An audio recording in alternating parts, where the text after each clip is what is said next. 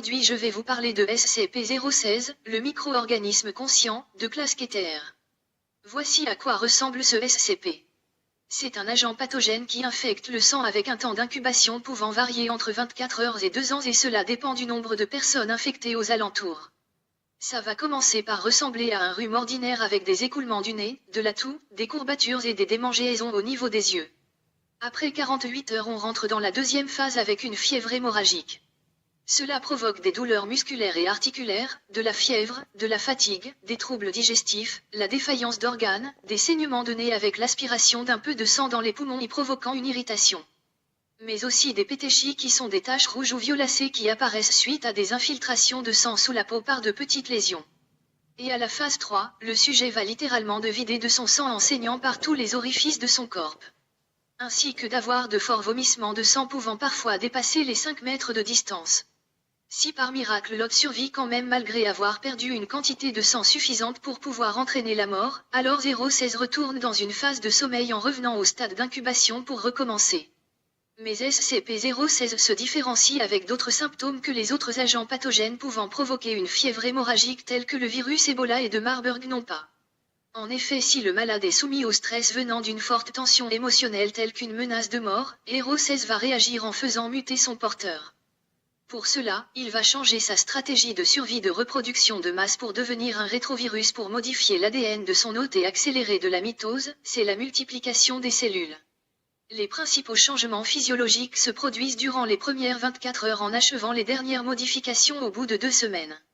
Cependant, il est rare que l'hôte en survive en raison des transformations trop importantes face aux contraintes du corps humain. Ces transformations ont comme effet secondaire d'augmenter l'agressivité, on pense que cela pourrait s'agir d'une tentative de ce virus pour maximiser la propagation telle que pour la rage. De plus, le sujet n'aura plus aucun signe d'hémorragie après avoir subi des modifications bien que les autres symptômes infectieux restent présents.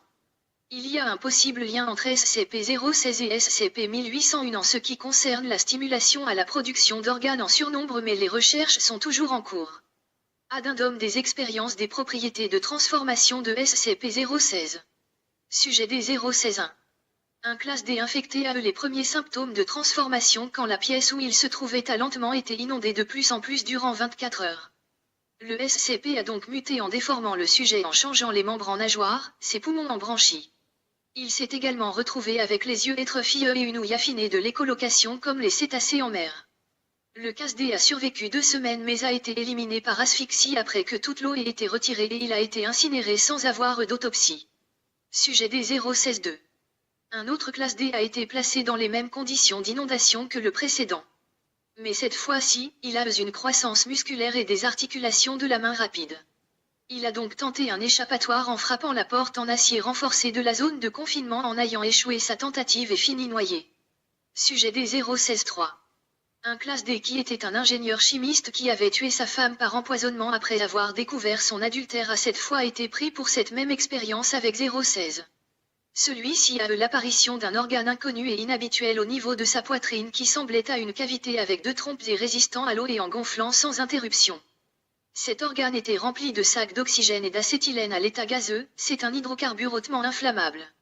Le personnel a réalisé et soupçonné que 016 tentait potentiellement de se répandre ou de faire exploser son hôte, le sujet a donc été éliminé par balle.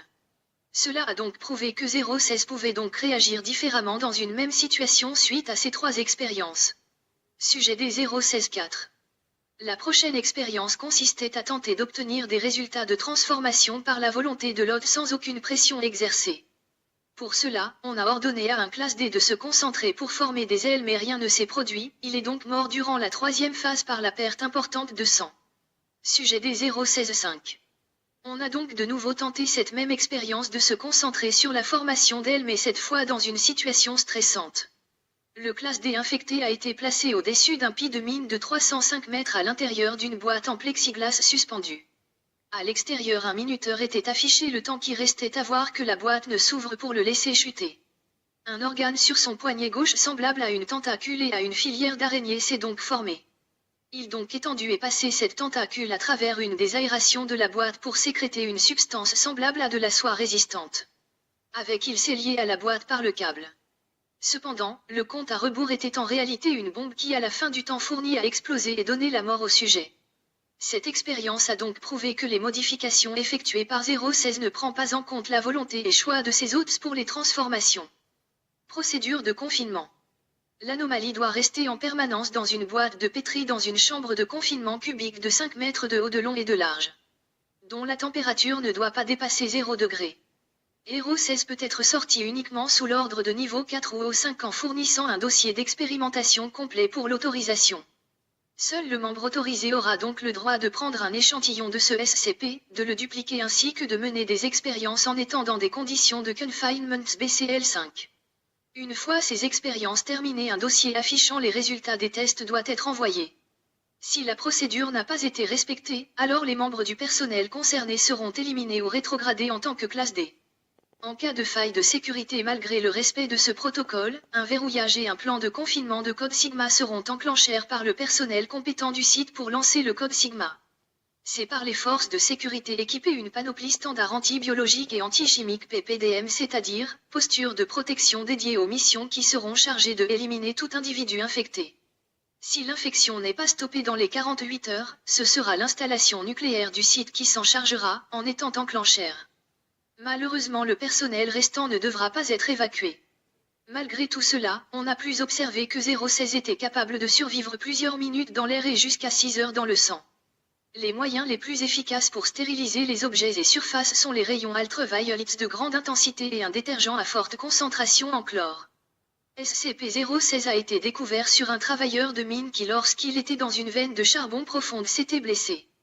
Il a été infecté par l'agent pathogène qui se trouvait dans de moisissures parmi les poussières de charbon à l'intérieur de cette mine qui s'était retrouvée sur sa blessure. Les jours suivants, le mineur a infecté les autres ouvriers et l'équipe de crise du CDC Center for Disease Control and Prevention qui avait été déployée pour stopper l'épidémie. La suite des opérations a pris en charge par la fondation SCP qui a condamné l'entrée de la minée avec des explosifs, a confiné ce premier patient et a éliminé tous ceux qui étaient infectés. Pour ceux qui veulent lire d'archives de ce SCP sans avoir à aller sur le site internet de la fondation SCP, je vous invite à stopper la vidéo pour pouvoir lire tranquillement. Bonne lecture.